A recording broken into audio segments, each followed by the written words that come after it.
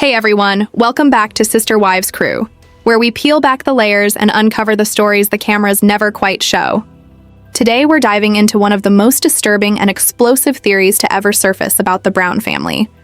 A story that could completely rewrite everything we thought we knew about their downfall. This isn't about jealousy, bad communication, or the usual drama.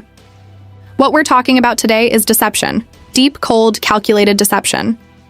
And if what we're hearing is true, it could mean Kody Brown didn't just betray his wives emotionally. He may have crossed into something far darker.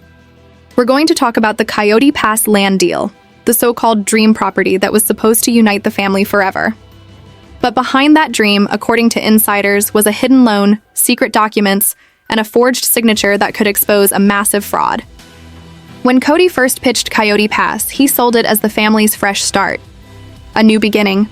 A place where all four wives could build their own homes and live side by side again. A physical symbol of unity after years of emotional division. He called it their promised land. The wives believed him. Especially Janelle. Janelle was the practical one, the numbers person. The one who budgeted, saved, and made sure the family didn't collapse under its own weight. She believed in Kody's vision because she believed in structure, planning, and hard work. And when Kody said the financing was in place, she trusted him completely. But what if that financing came from somewhere else? What if, behind all the smiling family photos and TV sound bites, Kody had gone behind her back and used her name to secure the land? According to whispers from Flagstaff's financial community, when Kody was trying to finalize the Coyote Pass purchase, he hit a massive wall. The family didn't qualify for a traditional loan. Too much debt, too many mortgages, not enough income. The banks shut the door in his face. But Kody isn't the kind of man who takes no easily. Determined to make the dream a reality and to prove to everyone that he was still the leader, the provider, he allegedly turned to a private lender. A hard money source. The kind of lender that doesn't ask too many questions, but always gets their pound of flesh in the end. The problem? His credit was a disaster. He needed a cosigner. Someone solid. Someone trustworthy. Someone like Janelle. But Janelle, ever the realist, would never sign off on a high-interest, high-risk loan. So according to this theory, Kody didn't ask. He took. He had access to everything. Her ID, her tax records, her social security number. Years of shared paperwork made it easy. The story goes that he forged her signature, used her credit to secure the loan, and buried the payments under vague family expenses. To Janelle, it all looked legitimate. A few extra withdrawals here, some odd account labels there, nothing that raised alarms. She was told it was all part of the family investment. But as the years went by, things started not to add up. When she and Kody split, Janelle finally tried to buy her own home. She did everything right, saved up, got pre-approved, and applied for a mortgage. But her application came back rejected. Her credit had been shredded. And the reason why stopped her cold. A $200,000 loan tied to her name, now in default. When she looked closer, she found her signature on the loan documents, except it wasn't hers. It was forged, and there, listed as co-borrower, was Kody W. Brown. The realization was devastating. The man she trusted most had used her identity to fund his obsession. Everything she'd worked for, every ounce of her financial discipline, had been weaponized against her. So she did what Janelle always does. She fought back. She gathered documents, hired an attorney, and filed a case accusing Kody of fraud, forgery, and emotional harm. In court, the truth came out piece by piece. Kody tried to frame it as a misunderstanding, a family decision that Janelle had supposedly agreed to in spirit. He even claimed, under oath, that as the head of the family, he had the right to use her credit for the greater good. The courtroom went silent. The judge didn't buy a word of it. She told him flatly, Janelle's identity isn't a family asset. Her name, her credit, her signature belonged to her, not him. What he called leadership was, in fact, theft. The gavel came down. The loan was declared fraudulent. Kody was held solely responsible for the debt. Janelle was awarded damages. For Kody, it was catastrophic. The loan had ballooned with interest. The lender wasn't a bank. They were the kind of operation that comes for everything: property, assets, even income. His empire, his pride, and his so-called legacy were all at risk. According to recent reports, Kody's financial situation has already started collapsing. Unpaid debts, delinquent accounts. And what's worse? The the Coyote Pass property itself could now be under threat of seizure. The dream that started it all may be the very thing that ends it. It's the ultimate irony. He built his fantasy on a lie, and now that lie has come due. When you look at everything that's happened, the tension, the money issues, the desperation, you start to see a pattern. Kody's anger, his paranoia, his obsession with control. Maybe it wasn't just about ego. Maybe it was fear. Fear of being exposed. Fear of losing everything once the truth came out. And now it has. So what do you think? Did Kody really cross that line? Was this all about love and leadership, or was it pure manipulation? And if these reports are true, what should happen next? Let me know your thoughts in the comments below. I read every single one. If you found this deep dive eye-opening, hit that like button, subscribe to Sister Wives Crew, and ring the bell so you never miss another truth bomb about the Brown family saga. Thanks for watching, and as always, stay curious, stay sharp, and take care of yourselves out there. The place where we go beyond the headlines and uncover the hidden truths behind the Brown family's chaos. Today, we're diving into a story so shocking, so layered with deception, that it could completely change how we understand the entire Sister Wives saga. This isn't about simple arguments or fading love. This is about control, manipulation, and the possibility of something far darker happening behind the scenes, a betrayal that hits where it hurts most, trust and money. For years, we've watched the dream of Coyote Pass, the so-called Brown family legacy, rise and fall. Kody presented it as the family's promised land, the future they were all working toward. It was supposed to be a symbol of unity, proof that their sacrifices meant something. But what if that dream was built on lies? What if the land that was supposed to unite them actually destroyed them? Not emotionally, but financially. Because according to several insider whispers coming out of Flagstaff, the story behind Coyote Pass isn't one of bad luck or poor planning. It's one of fraud, secrecy, and a shocking decision that may have put one of the wives in financial ruin without her even knowing it. This theory claims Kody Brown didn't just manipulate emotions, he manipulated paperwork. And if the rumors are true, he may have crossed a line no reality TV storyline could ever excuse. So tonight, we're pulling back the curtain and asking the question that could change everything.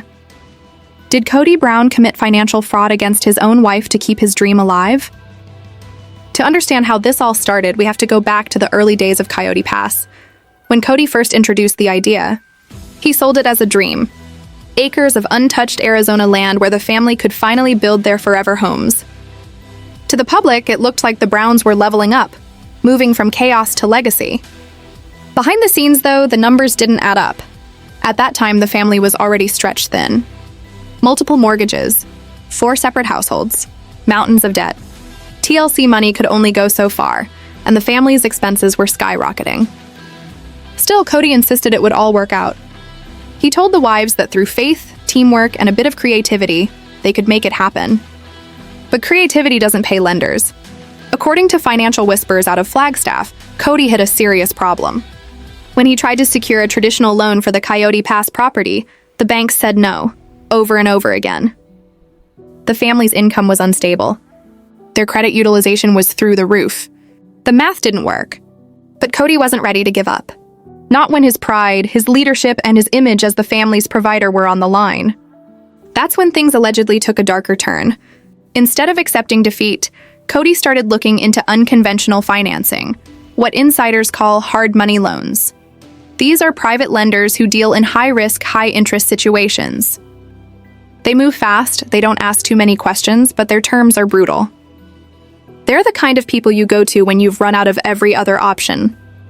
Kody found one willing to help, but there was a catch. Because of his poor financial record, he needed a co-signer. Someone with excellent credit. Someone trustworthy. That someone was Janelle. Now Janelle was always the practical one.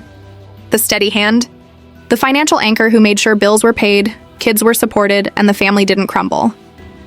She had good credit, stable records, and a reputation for being responsible, the complete opposite of Kody's impulsive nature.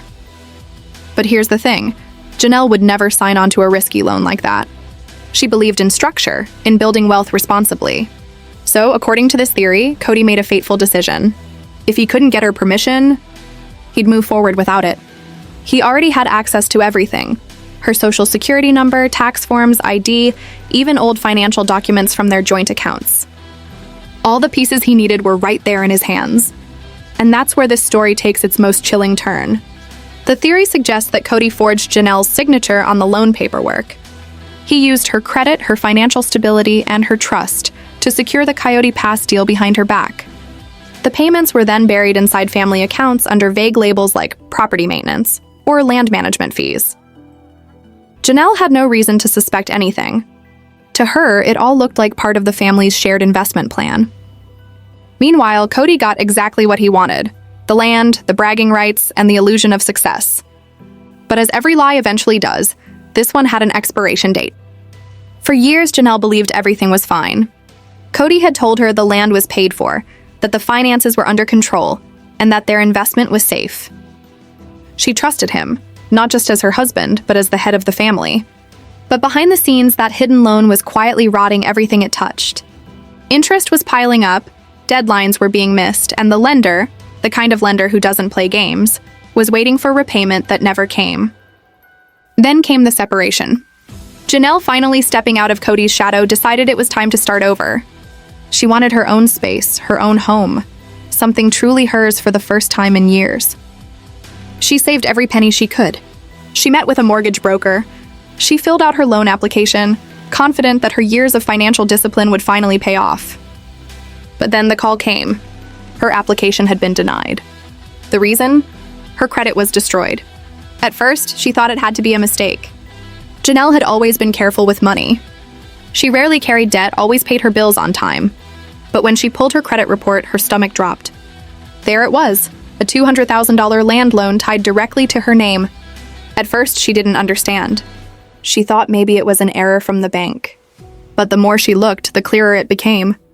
The loan was for Coyote Pass. The property Kody had insisted was fully paid off. And then she saw it. Her own name, printed and signed at the bottom of the documents.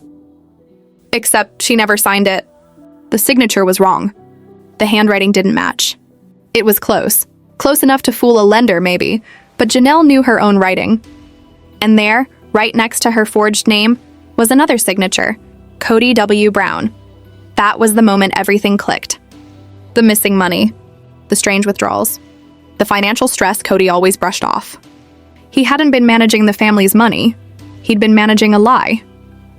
For Janelle, the realization was devastating. This wasn't just betrayal, it was theft. The man she had trusted with her family, her future, and her finances had used her identity to fund his dream. The so-called family land had been bought with her good name, and now that same name was ruined. Janelle, however, wasn't the kind of woman to crumble. Once the shock passed, she did what she's always done. She got organized. She gathered every document she could find: bank statements, text messages, property filings, credit reports. Then, quietly, methodically, she reached out to a lawyer. What started as disbelief turned into determination.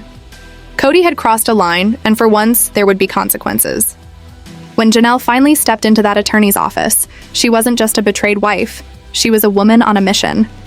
Years of quiet endurance, of being dismissed, gaslighted, and talked over, had built into something fierce. She was done being silenced. Her attorney laid it out plainly. If the documents were forged, that was a serious federal crime. Identity theft, fraud, forgery, each one carried potential jail time and financial restitution. Janelle sat in stunned silence as the weight of it sank in. The man she had once defended, the father of her children, could actually face prison for what he'd done. But Janelle wasn't after revenge, not at first. What she wanted was truth. She wanted her name cleared, her credit restored, and to finally see the full picture of what Kody had done with her trust. When the lawyers began digging, the story only got uglier. There were irregular transfers from family accounts, personal expenses disguised as development costs, and unexplained payments tied to shell entities, all leading back to Kody and, by extension, Robyn. According to those close to the situation, Robyn's name appeared on more than one transaction. Whether she knew the full extent of what was happening remains a mystery. But the trail pointed toward a coordinated effort to keep the Coyote Pass illusion alive at all costs. The legal process moved slowly, quietly. No cameras, no TLC crew, no staged family meetings. Just attorneys, signatures, and cold, undeniable evidence. Kody tried to charm his way out of it. He always did. Insisting it was all a misunderstanding. that Janelle had given verbal permission, that she was overreacting. But the documents didn't lie. When confronted with the evidence, his story began to unravel. The handwriting expert confirmed what Janelle already knew. Her signature had been forged. Financial investigators linked the loan directly to Kody's personal accounts. Piece by piece, the truth came crashing down. In the end, Janelle didn't need to scream, didn't need to beg. The facts spoke louder than any argument ever could. The fallout was catastrophic. TLC went silent. Robyn withdrew from public appearances. Kody's image, once that of a confident patriarch, was now that of a desperate man cornered by his own deceit. And Janelle? She walked away with her dignity intact. She fought for her name, her freedom, and the truth, and won. What's left of the Brown Empire now is just ashes and denial. Coyote Pass, once hailed as the family's future, stands as a monument to broken promises and buried lies. A haunting reminder that greed, when left unchecked, destroys everything, even the people you once claimed to love. As for Kody and Robyn, the whispers continue. Legal experts say this may not be over. The financial web is still being untangled, and with every thread pulled, another secret threatens to surface. Because at the end of the day, the truth has one rule: it always comes out.